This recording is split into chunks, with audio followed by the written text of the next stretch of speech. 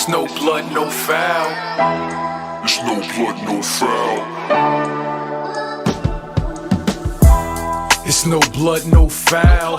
Emotions spill on the court when you proud to rep your city. New York's the hometown. What's going on, everyone? And welcome to the latest edition of the No Blood, No Foul podcast presented by Real GM. I'm your host, as always, Slice, and I'm joined by my co-host, Coke and Jim, as well as our executive producer, Moo. The New York Knicks won arguably the biggest game of the season to date, clinching their first winning season in 8 years, beating the Memphis Grizzlies 118-104 to start this West Coast swing off strong with these two back-to-back wins and improving to 36-28 for the season. You know, the Knicks started the game off actually a little bit cold, not scoring for the first 4 minutes, actually missing their first 6 shots before being able to get back into the game a little bit, ending the first quarter actually up 3, 25-22. The second quarter was a whole different story as Taj Gibson set the tone defensively, diving on the floor for loose balls pretty much all game, had 3 blocks early on as well. And they used some hot shooting from three-point range, dropping 44 points in the second quarter, their most in a quarter this season, to go into the half up 11, 69-58. The third quarter saw the Knicks continue the pressure with them playing some strong defense. Norvel, Pelle even had a Nerlens Noels-like block, the momentum-saving block at the rim, as the Knicks pushed it to a 17-point advantage, 97-80 heading into the fourth quarter. The fourth quarter started off rough like the first quarter did, as the Grizzlies outscored the Knicks 16-4 over the first 6 minutes of the period to cut that 17-point lead down to 5. But New York showed why they're the 8th best team in the league record-wise as they outscored Memphis 17-8 down the stretch to hold on for the 14-point win. They were even frustrating Memphis at the end of the game. Their coach got ejected, as well as Ja Morant, who was stifled by the Knicks defense tonight. I already mentioned Taj Gibson's defense, but our other Tibbs vet and Derrick Rose had a season-high 25 points on an efficient 11-15, while our fearless leader Julius Randle dropped to 28, 6 and 6. 12 wins of the last 13 for the Knicks boys. This West Coast swing is starting off strong before we go up against some of these big Western Conference powerhouses. Coke, let me kick it off to you for your thoughts on this one, man. Tonight, the Knicks did what we all was hoping for and what we all come to expect. They won a big game. We all pointed to this Memphis game as the one they had to get the first 2 out the way before we get into those harder games against Denver, Phoenix, and the 2 LA teams. And, we came in and we handled business. Like Slice said, didn't start off pretty, got into a little bit of a hole. We're kind of cold early on. Hot shooting took us through. But, the theme of my intro is just going to be thank you. You know what I'm saying? I got to say thank you to Jenkins, for this win, because if it wasn't for those 2 techs, and getting tossed from the game, that really sealed the deal for us. At that point, I was still, I didn't feel like it was over.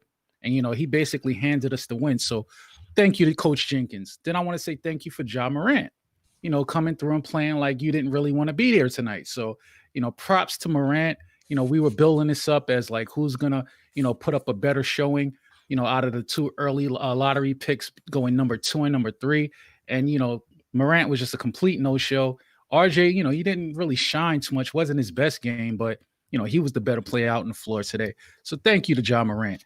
Then I got to say thanks to Derrick Rose. I mean, the guy just continues to bring it night in and night out, dropping 20 points off the bench. I mean, just think about if he was here producing all season for us and didn't, start off the season in Detroit or have to go through COVID, we would be talking about a 6th man of the year candidate with the way this guy's playing.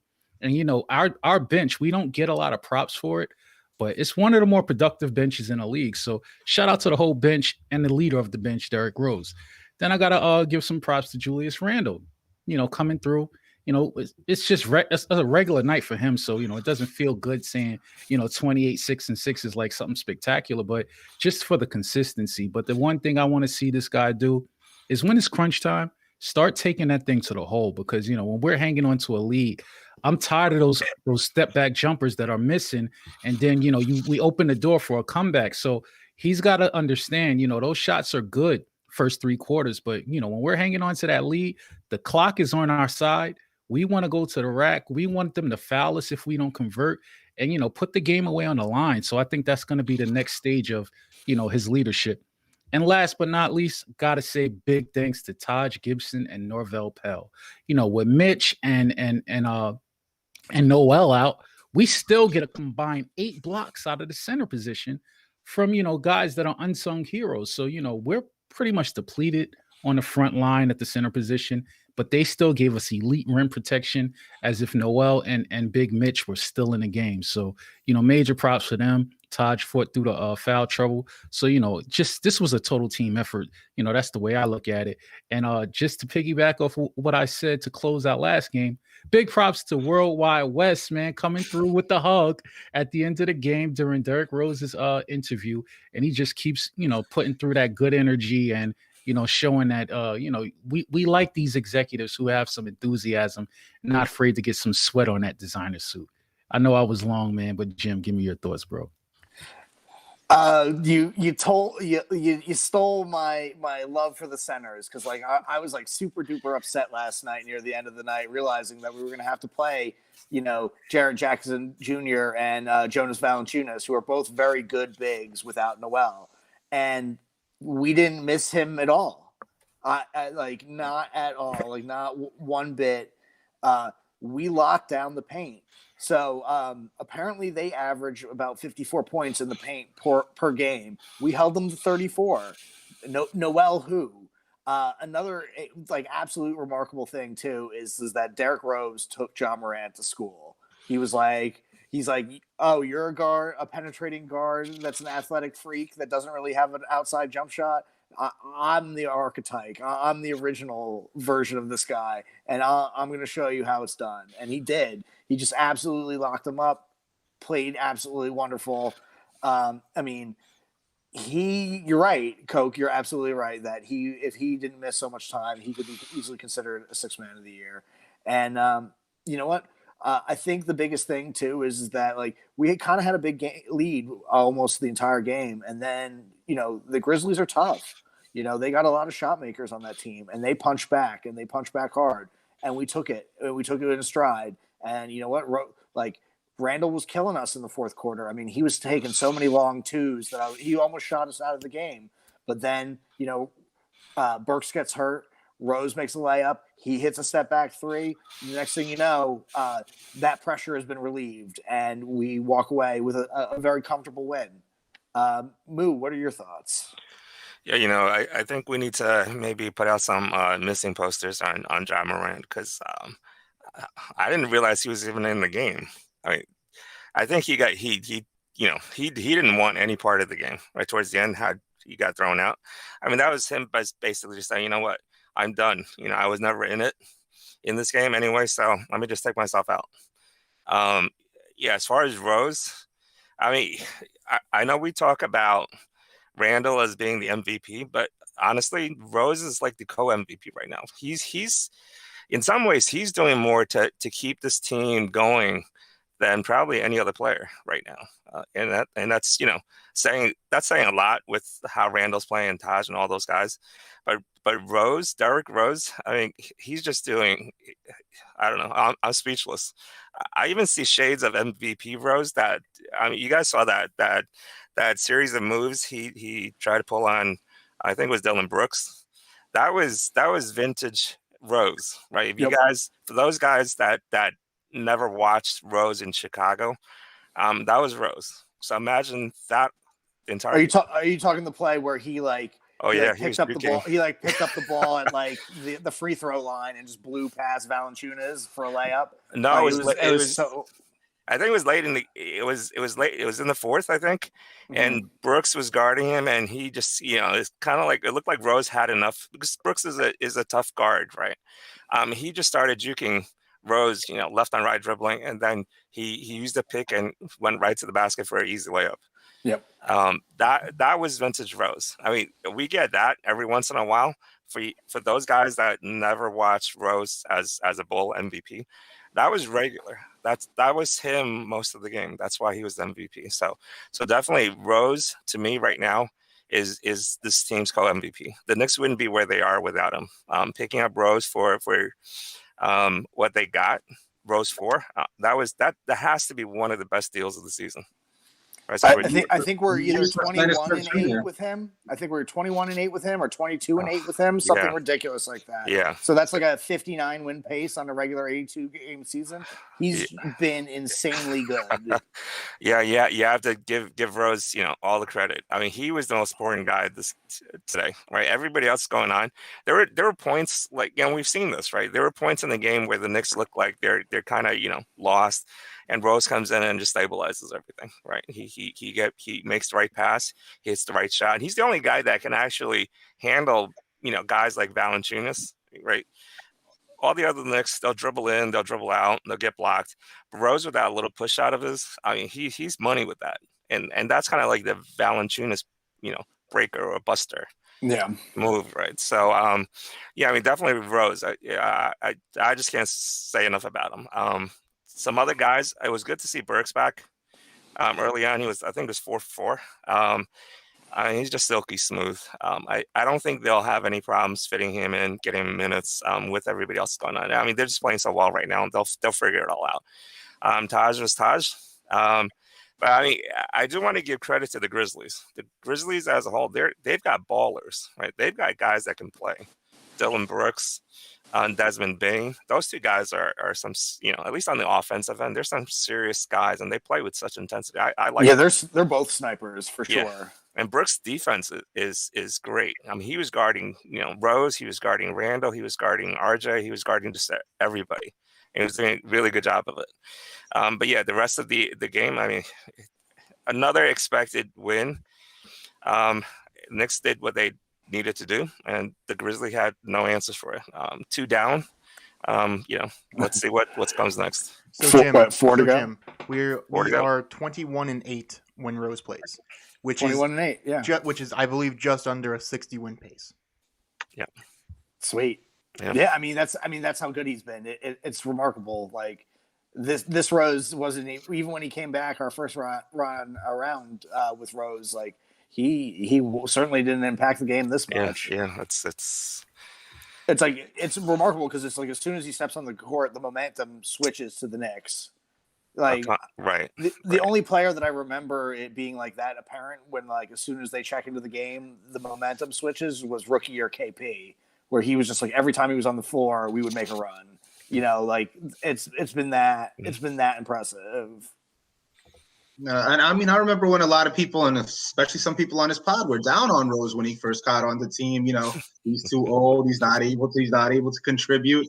And a couple of us who were like, give it time, let him see. He'll be that consistent vet presence that the Knicks need. And right now, he's holding down the bench mob that we have, the bench squad. He's the most consistent scorer. And honestly speaking, like you said, Moo, when Burks is back right now, and it was good to see him, he kind of had a positive impact there. I think it was early third quarter when he subbed in, he kind of scored or assisted on about like 8 straight points, it felt like. But to me, I still think Derrick Rose is your closer. I don't even think it's an argument anymore. He needs to be out there on the floor, closing games out for this squad, especially on this West Coast swing, especially what we saw tonight in a game where, hey, the Grizz in that fourth quarter, man, we're talking about Dylan Brooks, who's a great defensive player. He was getting fired from 3-point range. They cut that lead down real quick from 17-5. And Moo, I know you said you don't really get worried a little bit. I was worried at that point. I was real worried for the team at that point because, that was one of those runs where the Knicks are tired legs, second on a back-to-back, might be looking ahead to, Denver, Phoenix, thinking they had it in the bag and just let their foot off the gas a little bit. But they were able to get back strong, and Derrick Rose was huge. Now, Jim, you kind of alluded to a little bit, my slice out the box was going to be the points in the paint. So you said, the Grizz averaged about 55. We held them to 34. The Knicks actually got 54 tonight, which was huge. I wasn't expecting them to get 54 points in the paint. Again, mostly led by D Rose, Julius Randle driving a little bit, but he was kind of settling for those mid-range jumpers. And to me, 14 from 27 for 3, that's kind of understated again tonight. The Knicks did hit 11 threes in the first half. The second half was more getting into the paint, only 3 3-pointers in the second half there. So a little bit quiet. But, it was just great to see the rest of the team kind of step up in a game where, Julius, he dropped 28. We give him his props, but it was on 9 of 23 shooting. So a little bit inefficient tonight.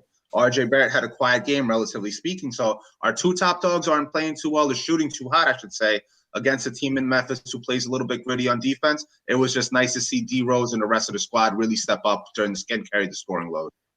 And, that's what you want, when Randle and RJ aren't having their better version of themselves and doing a whole bunch of scoring.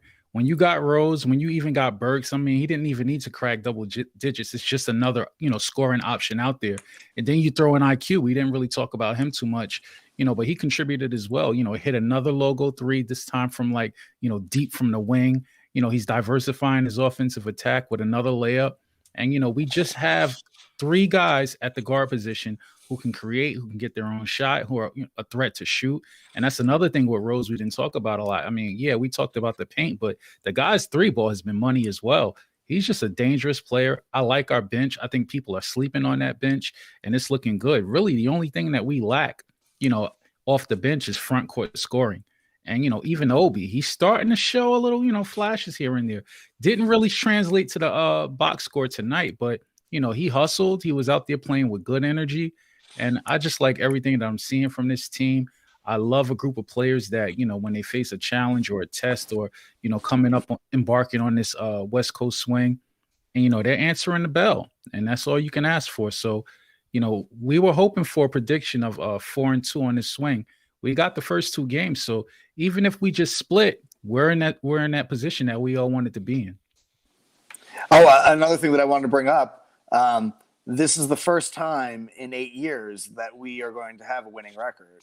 So Crazy. we're one game over what would be a 500 record if we lose out or whatnot. And another thing that is pretty cool, we have a better record than the Los Angeles Lakers as we speak right this second. Who would have thought that? Yeah. Who would have thought that? I mean, I think we were tied for 8th before this win. I don't know what we are now for the 8th best record in the league. We might be standing alone with that right now because of this win. Absolutely mind-blowing. Yeah, I mean, everything. I do have a concern. My only concern is kind of the Knicks' propensity for leaving open threes, and it's usually the other team's best 3-point shooters. So, yeah, I'm kind of curious as far as, and Kyle, maybe that's something you can look at. How, what's the Knicks' defense? Let me flip it around.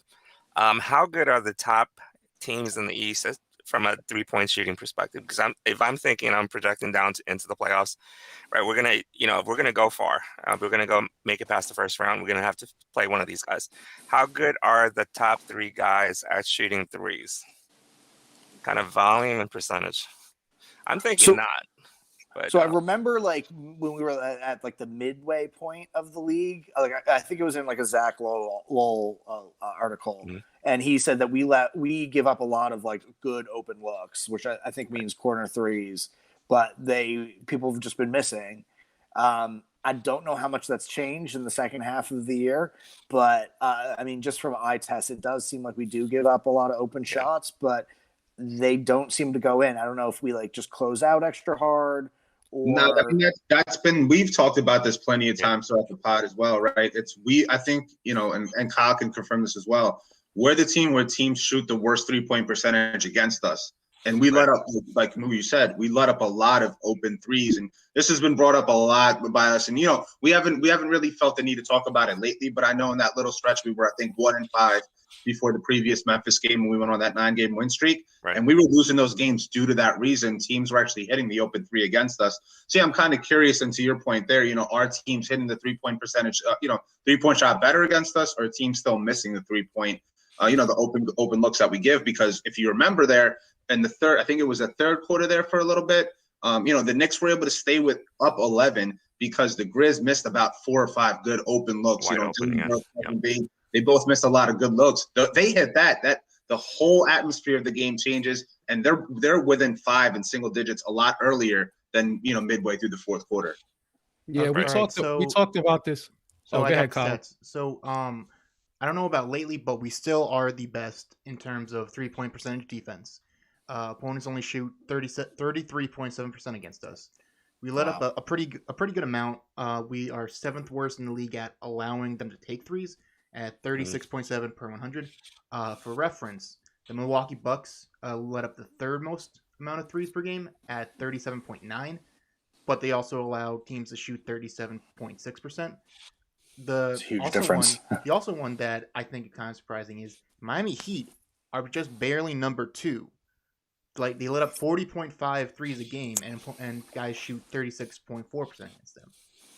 And of course, we're much better we let up more threes than the Nets, but we're a lot better at defending threes than them in terms of percentage.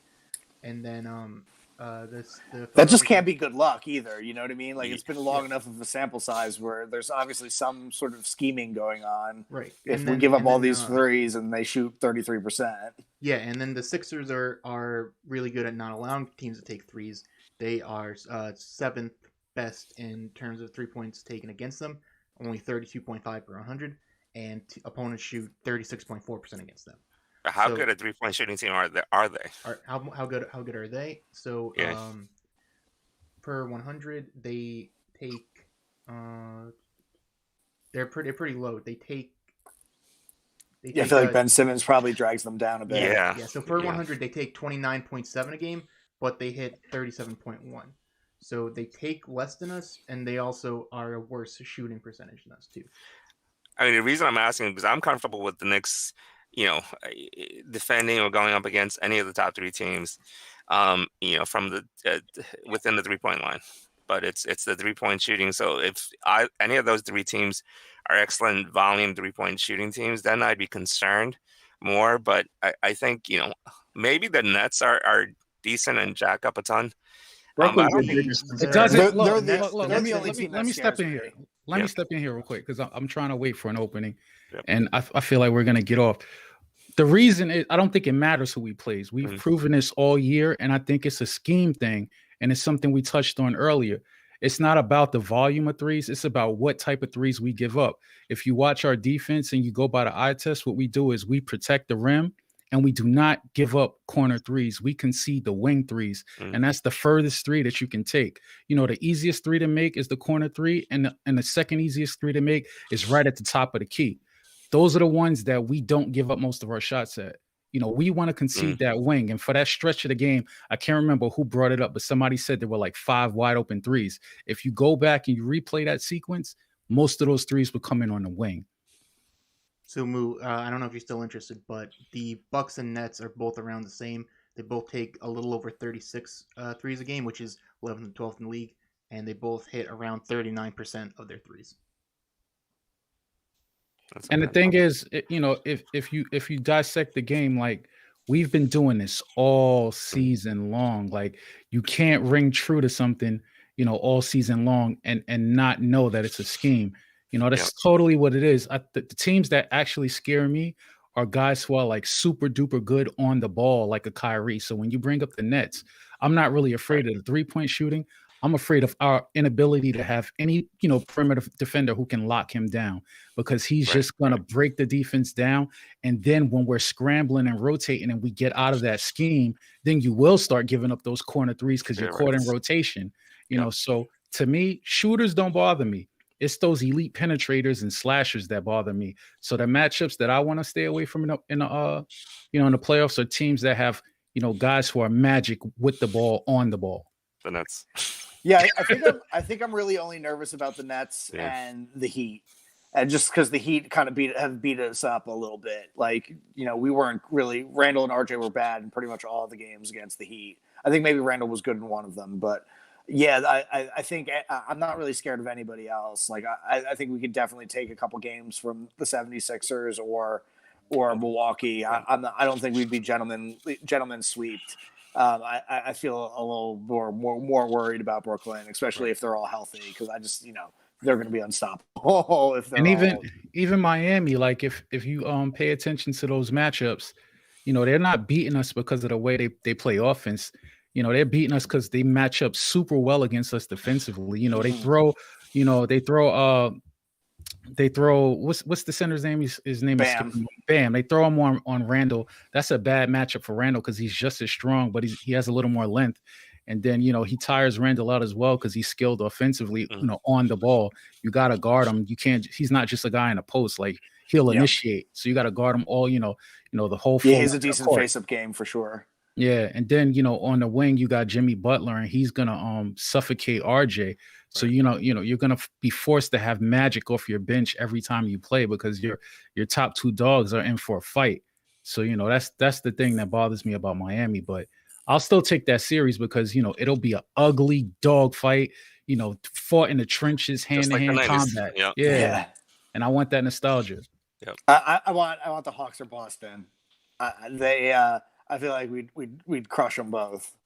That's easy who I ones to start. But no, and that token, Coke, then you got to be worried about Milwaukee. Julius Randle's had his worst games in the season against Milwaukee because they're so lengthy, they're so tall. They clog the paint up, right?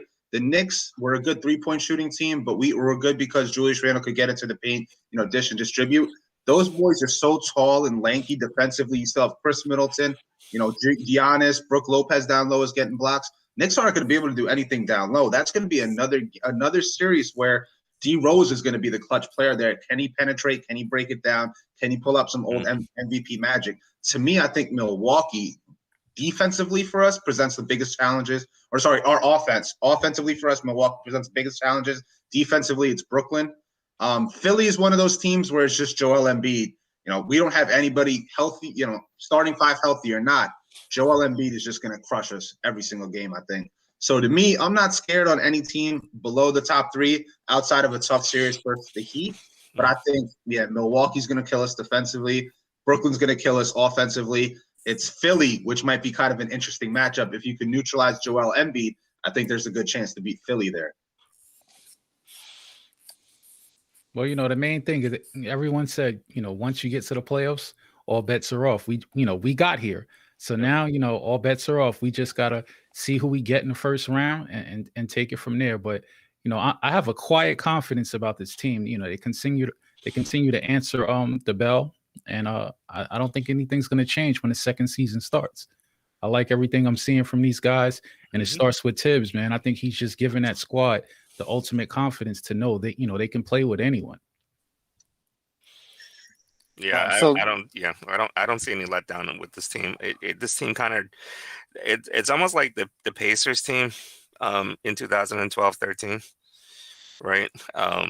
Where they just gelled perfectly. They had the really nice component guys surrounding their stars, and they just blew into nobody was expecting them to do anything. If you guys remember when the season started, right? And they just blew right through. Through everybody, through the Knicks, who teams, who's supposed to be the one team that was supposed to be able to beat LeBron, right? So I see that the Knicks kind of like that Pacers team in 2012-13. Just a really tough group of guys that play together. So yeah, going in, I agree with Coke. I'm just saying I expect the rest of the season just to flow smoothly, and come playoff time, I think they'll be ready. Can Mitch come back? Yeah, I was going to ask that. I mean, Pelle was pretty solid tonight, but I would be afraid to have him in against like an Embiid or a Jokic or whatever. Yeah, he's just not polished. He's not polished for that. Hopefully, they haven't given a timetable, and the Knicks tend to be conservative when it comes to like putting timetables on injuries. But just looking at it, with that type of injury, he should be back if we can get to the second round. So if we handle our business first round, like you guys said, if we get a favorable matchup against one of those teams that aren't physical, like, Atlanta or Boston, they don't really have a lot of bigs, then if we get to that second round and we get these tough matchups where it's going to be like a grind out, all out 90s thuggery affair, we're going to need Mitch for that. And, I kind of like the idea of that, though, because if you just study basketball and the progression from being like a pretender to a contender, teams always have to like get beat up and, knocked out of the second round or whatever. And then the next year they'll like get over the hump and destroy that team and then push forward to becoming a true contender. So even if we took a L to like a Milwaukee or Miami, I think, we need that.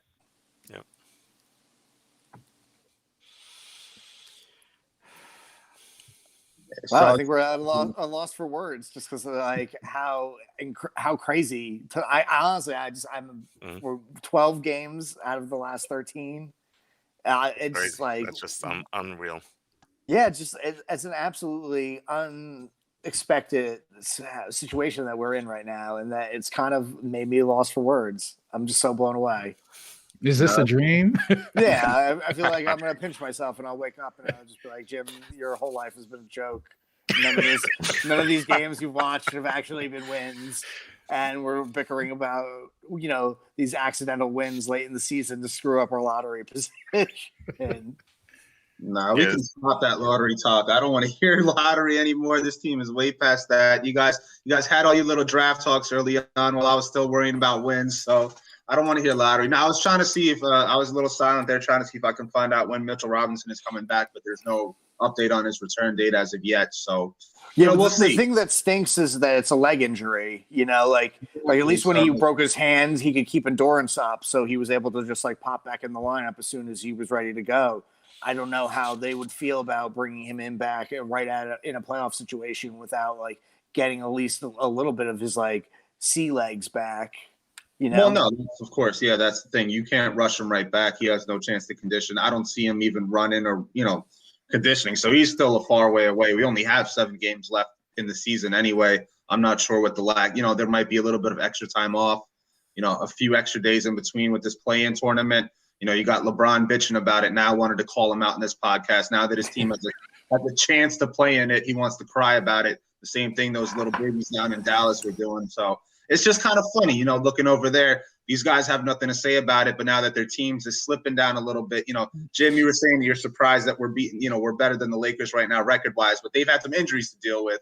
If they were fully healthy, we wouldn't be having this conversation. But, it's funny. They're still struggling. LeBron went back out with a high ankle sprain. I think he sprained his ankle again. But, it's just funny to see these guys complain to me, I think. They're scared, man. The thing is, they're staring at the prospects of a one game, could basically determine if they make the playoffs or not. And they're shook to death.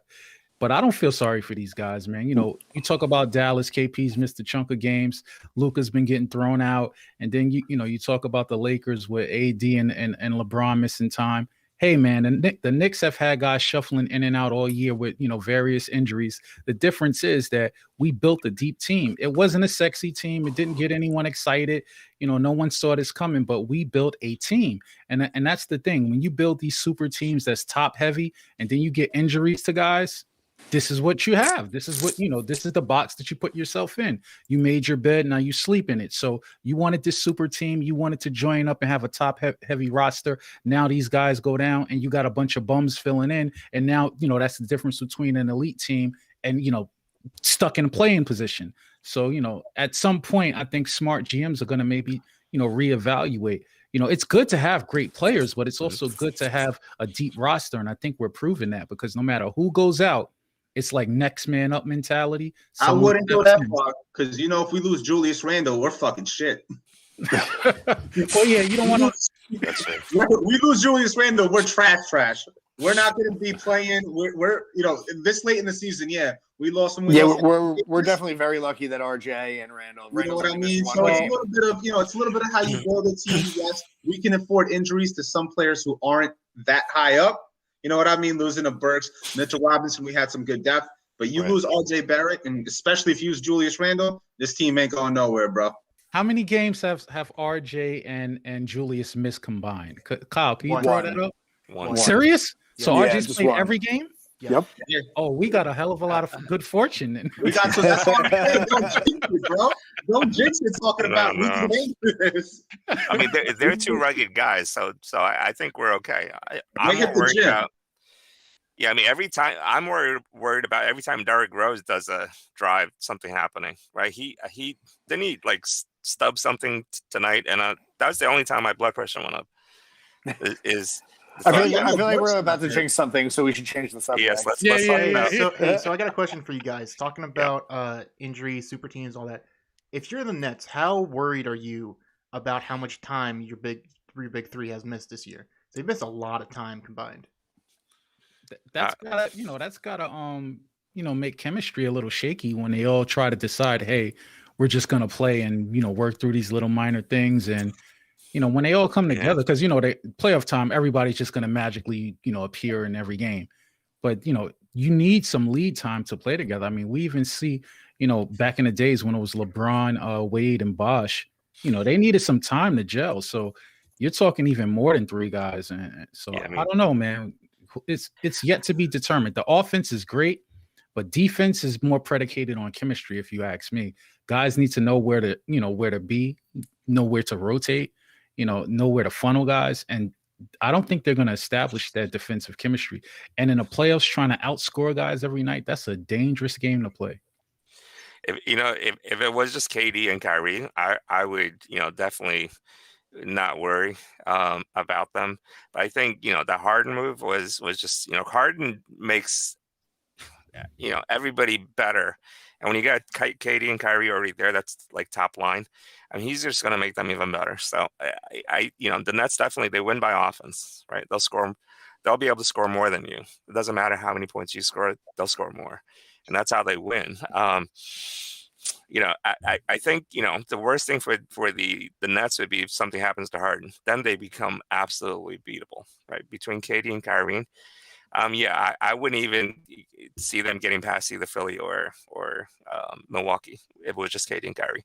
I think Harden just really that was just a great move by them, a win-all move, adding Harden to those big two guys. And I still think the Nets are the best team in the East. I don't know, it's probably not a popular opinion, but I think the Nets are clearly the best team in the East, and I'd be shocked if they don't end up in the finals. So Moo, you want to know what their record is with and without Harden? Yep. With Harden, they're 27-7. Without him, they're 16-15. Right. Damn. Yep. But how much overlap is that without Durant playing? Well, with Durant, they're 18-10.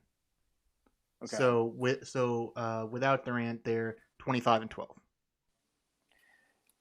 Well, I was wondering what the overlap was when Harden was out, or along with Durant, right? Yeah, along with Durant. Yeah, I can pull it up in a second. Okay. Yeah, because it's just like I agree with everything that Moo's saying, but I just feel like it's Durant right now that's kind of like playing on another planet right now. I mean, he's put up 30 points in like 25 minutes the other night. He's just insane. But it's like, will he stay on the court long term? But I guess it doesn't really matter if you toss a bunch of, say you win the title this year and he doesn't play the rest of his contract. I think you probably still take that. I think any team would take that. Yeah. Yeah. Yeah, for them it's championship or bust. Like to me, getting to the finals and losing, you don't get any kudos for that with this team that you built.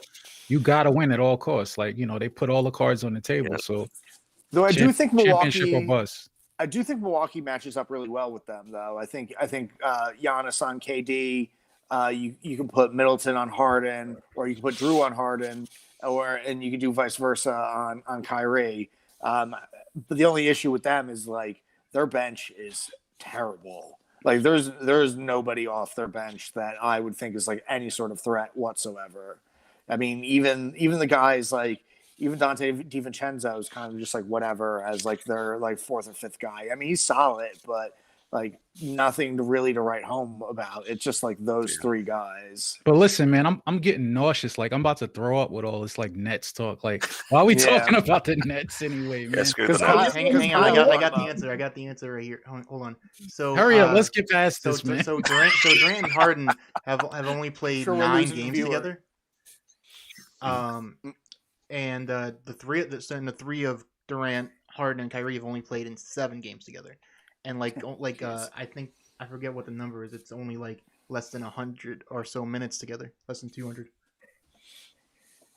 So here's my take on it because I haven't talked yet because I don't really need to say much on it. A team that has that much talent on there only needs a first round to get gelled and get cohesive together. They're that skilled. They're that talented. You don't have to worry about them missing this many games in the season. Those boys have a lot of talent out in Brooklyn. You can't deny that. We don't give a shit about them, but they're talented. All they need is those 4 games in the first round, and they'll be fine. Again, like you guys said, championship or bust for them. That's good for them. Right now, we're the 4th best team in the East, top 10 record of the NBA. Let's bring the focus back to the right side of the East River and bring it back over to the Knicks. You know what I mean? Stop talking about them. Jim, you can hear all about it in Brooklyn since you're out over there. Let's talk about the Knicks again, guys. Again, Julius Randle. There's not any Brooklyn fans that live in Brooklyn either. There's no Brooklyn fans anywhere. It's still the boys that live in Jersey that's still rooting for the Knicks. That's all you really got. And a bunch of fake fans. They're all a bunch of fake fans. Michael Rappaport can stay over there. He's a bum. Everybody else, Andrew Yang, all these guys, they could stay all over there. We don't want you back. Let's talk back about the Knicks. The only thing that kind of, if you want to talk about a downswing this year, something to kind of look at, and what this West Coast swing will really help is the Knicks just improved to 15-17 away from home. We're talking about the playoffs, right? You got to be able to win games and steal games from these guys on the road. Do you guys think the Knicks are, and obviously we know what the answer is lately, but let's talk about playoffs since we're focused there. And now, first time in about 8 years, we can actually focus on the playoffs. Do the Knicks, are they improving? Do they have what it takes with their sub 500 road record to be a formidable road team in the playoffs? I think so, man, because at the end of the day, it's not the same road, it's not the hostile environments that it used to be, pre-COVID. The buildings are empty. Half the guys they're coming back. But half the guys there are Knicks fans anyway. And we're becoming slowly the darlings of the league again. Everyone's talking good about us. Everyone's talking up Tibbs, and half the game. Everyone's dusting off their old jerseys in the closet. They've been hiding away for a few years. And then half the battle in the playoffs is that it's about preparation because you're playing the same team over and over. And we know that like Tibbs is a freaking maniac. Like the guy is going to be prepared. You go against him in a 7-game series. I feel pretty good because, he's going to, if he has, time to sit and study the same team 7 games over like the course of 10, 11 days, we're in good position. So I don't worry too much about like the overall road record. Playoffs is a whole nother season. You get more time to prepare. And with our coaching staff, I feel good about that. I mean, he had a great game plan tonight. I mean, they must have gotten into Memphis. I mean, they were in Houston. They must have gotten into Memphis like after midnight last night. And Tibbs had a perfect game plan for John Morant. I mean, we just got physical with him, and he just whined and complained the whole time. And that's on a few hours. Like if you give Tibbs enough time, I have like complete faith in him that he's going to be able to scheme and adjust and a scheme. It's just like how many times have we gone into half like looking sluggish, and the next thing you know, there's an adjustment made and we lock the team down. Like, and that's just at halftime. Like you give Tibbs all the time of a series, I'm not worried at all.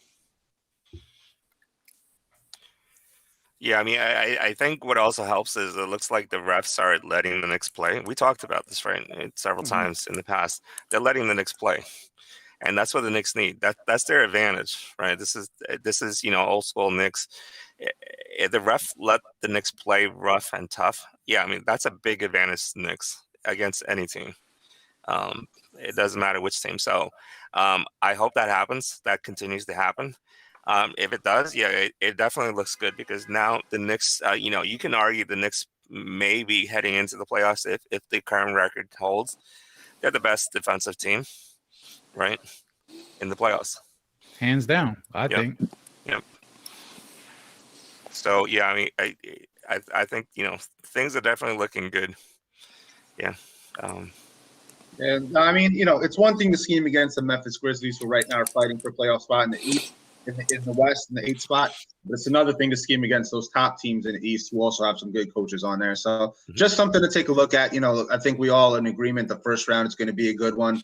We'll probably advance. Miami's probably the toughest one. But I'm telling you, I think, we're not putting too much stock into that second round matchups because right now, to me, I'm kind of already past the first round.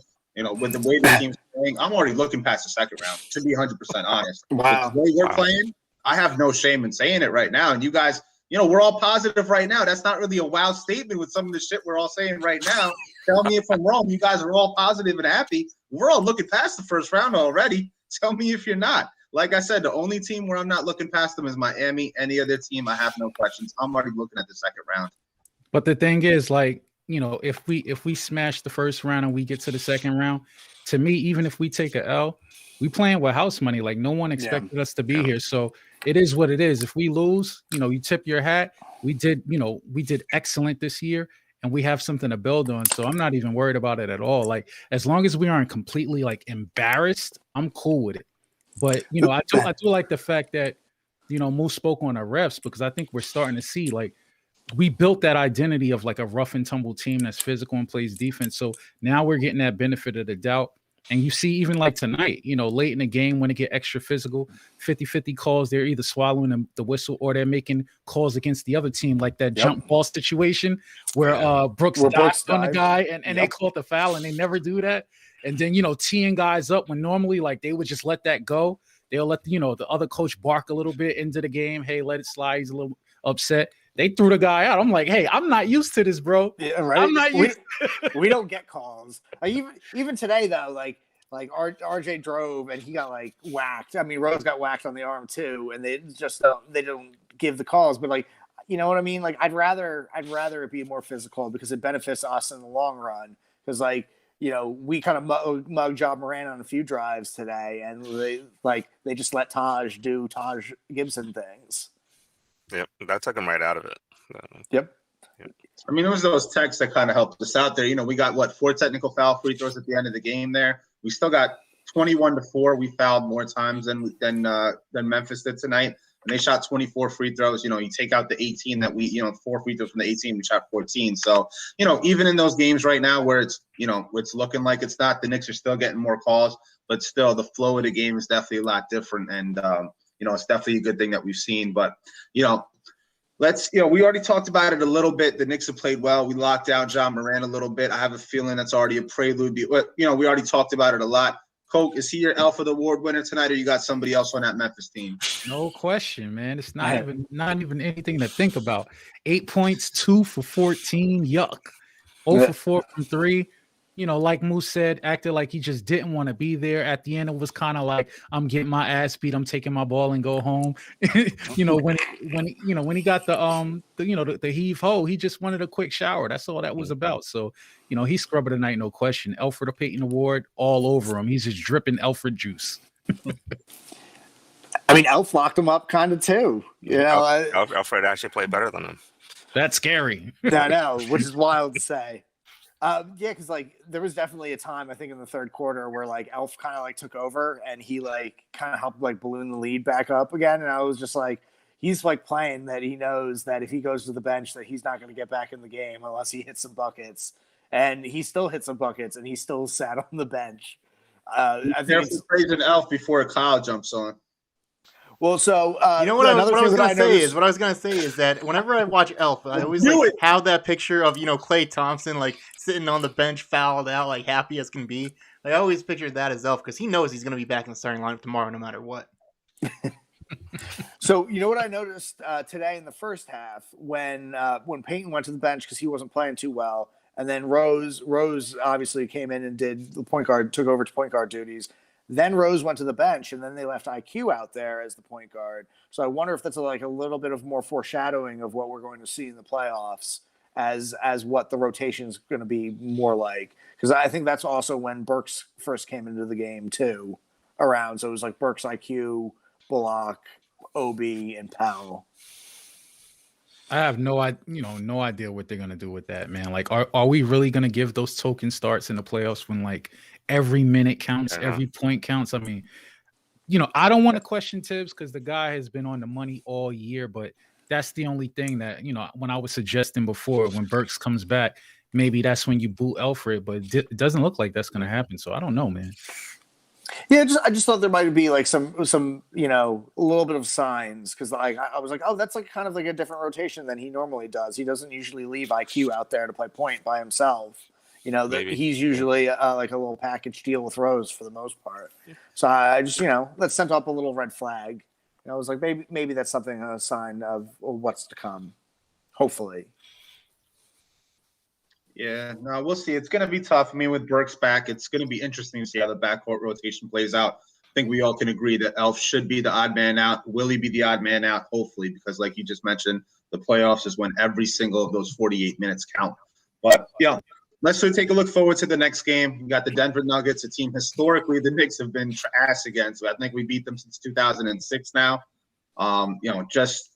Just not a team we match up with well, and a team the Knicks will always be tied to because of the Melo trade from back then. So, Coke, let's kick it off to you, man. This is a tough one. This is not one of those where we can start guaranteeing wins now, but what are your thoughts on the next game? I'm guaranteeing a win. Hey, man, you can only get your butt whipped for so long before the tide eventually turns, man. And like right now, they're the bully. They've been beating us up for years. We still put up a fight, but eventually the kid who gets bullied, he outgrows the bully, he stands up to him, and the bully folds. The bully will fall Wednesday night. We're gonna get what is that gonna be? 4 wins in a row if we take that one, and we're gonna keep building on that winning streak heading into the rematch against Phoenix. That's my call. Oh man, I feel like it's a lot of pressure right now. I just That's think why I didn't go. I just think Jokic is playing incredible right now. I think Michael Porter Jr. has taken this game to another level right now, as well with Murray out, and the altitude is definitely going to be in Denver's advantage. I think Nuggets we lose. I think we get revenge against the Suns, and I think we're going to beat the Lakers. So I think that's how the rest of the road trip is going to go. 3-1.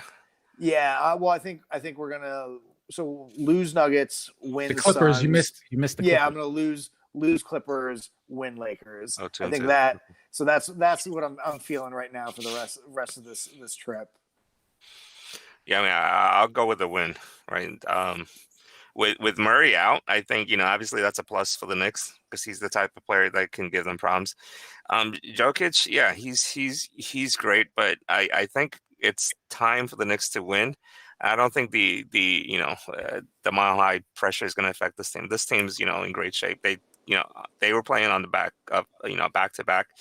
They showed no signs. The Grizzlies players, they were huffing and puffing like midway through the third. So I think they'll be fine for Denver.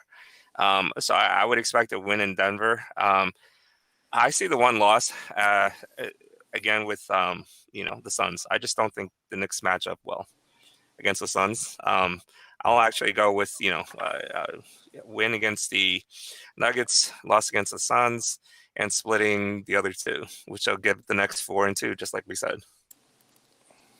Yeah, so it's a lot of talk about how the Nuggets have been without Jamal Murray. They're 9-2 now after they just lost to the Lakers, 93-89 right now. A team that we're going to see up against soon. So the Nuggets are going to be going in there with something to prove. To me, it's tough. I think Jokic obviously is a tough matchup for us on the defensive end, but I think he'll struggle defensively as well. If the Knicks do go small ball, which Tibbs has alluded to, maybe he was saving a small ball lineup, against Denver and trying it out over there. You're not sure. To me, it's tough to bet against the Knicks, but I want to call a win, but I got to be realistic. I think we'll lose against Denver. I think we'll get revenge against Phoenix. The Knicks might be actually looking ahead to the Phoenix game, even though, well coached, not saying it in a negative light. I think it's something that they maybe circled on the calendar a little bit more. This team personally doesn't really care about the 06, loss to, losing streak to the Nuggets there.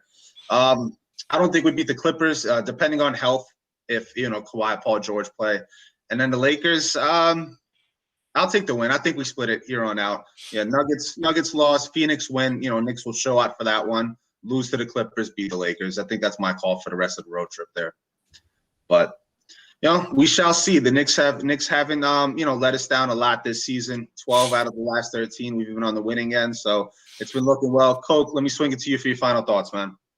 Final thoughts from me is like, hey, man, I can get used to this. Winning all these games and losing is the anomaly, and going into these matchups with confidence, expecting to win. This feels good, man. I haven't felt this way in a long time. Don't want to date myself, but it's been a long time. So let's keep the good times rolling. Feels great to have a star who wants to be in New York, who went through all the crap that the fans gave him, including myself last year.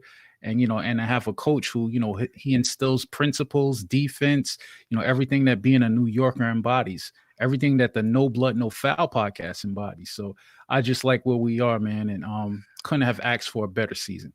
Let's play this thing out. Keep hitting threes. You know what? Like if we can keep this hot shooting going, I think we can hang with anybody. I think we shot another 50% tonight again from three. We're going to be unstoppable if we can keep up that sort of percentages. And I don't see why not. We generate a ton of open looks, and RJ and Bullock are like hitting shots like crazy. Same with Rose. I think that's the key. Keep hitting shots, keep playing defense, and we're gonna go places. Yeah, I mean, this team, it feels like you're going 100 miles an hour on cruise control right now. So it's definitely everything's cool. Everything is flowing. I just want to say I think we talk a lot about who's younger than Obi, right? Dylan Brooks and Desmond Bain, I think, are both younger than Obi, right, Kyle? I thought we were going to get through one podcast without doing Moo doesn't want the streak to end, man. I mean, Desmond Bain, obviously younger than Obi. I mean, Obi was the old man of his draft class. No, but Bain is a senior, so it wouldn't be too obvious. But yo, man, Brooks is actually not younger than Obi. He's 25. Oh, is it really? Oh man. Oh wow. But yo, let me throw this in there. I lied. I missed a element to my final thoughts. Yo, 8 turnovers tonight. We did it again. Another game of good ball control and not turning the ball over. So just to piggyback off the things that Jim said that are like key in these wins with the 3-point shooting, let's not forget, along with the threes and the defense, we're taking care of that ball. Let's keep that up throughout the rest of this West Coast swing. The team that makes the less mistakes usually wins. Facts. Yeah, so can't say too many positive things about the squad lately, as we've been mentioning. We're getting down to that stretch now. We lost to Phoenix, who's one of those elite West teams. We got 4 games again for the Knicks to prove themselves against some high quality competition. So we've been looking really good, but now's a chance for the Knicks to really prove themselves and show how we fare against the top teams in the league. So I'm really looking forward to it. Whether I predict a winner or a loss or a split, I just want to see the team play well, play smart basketball, like you guys mentioned, and just play tough. But big win tonight is the Grizzlies were able to cut into the big lead the Knicks built out into the fourth, but the Knicks showed why they're one of the top teams in the league and pulled away behind Julius's 28, and Derrick Rose took over down the stretch on his way to a season-high 25 points. Taj Gibson deserves a shout-out as well. Rec League MVP, diving onto the floor, getting the dirty rebounds and things like that. So as long as Taj continues to play well and the big men play hard, the team should continue to do well. But we'll see what the Knicks do, getting a day off before going out to Denver and facing our foes in the Denver Nuggets on Wednesday night, a team that we've historically been struggling against. Looking forward to that game. We appreciate everyone who stayed up late tonight to join us live on the No Blood, No Foul podcast presented by Real GM. Be sure to give us a thumbs up if you like what you heard, as well as subscribing so you can check out all our latest videos whenever they come out next. We'll catch you guys late Wednesday night, and we out. Crying for calls, we took your morale. Congratulations till we run that clock out. MSG to Mecca, this is our house. NYC forever when we mob out. See that kid drip, got that clock clout.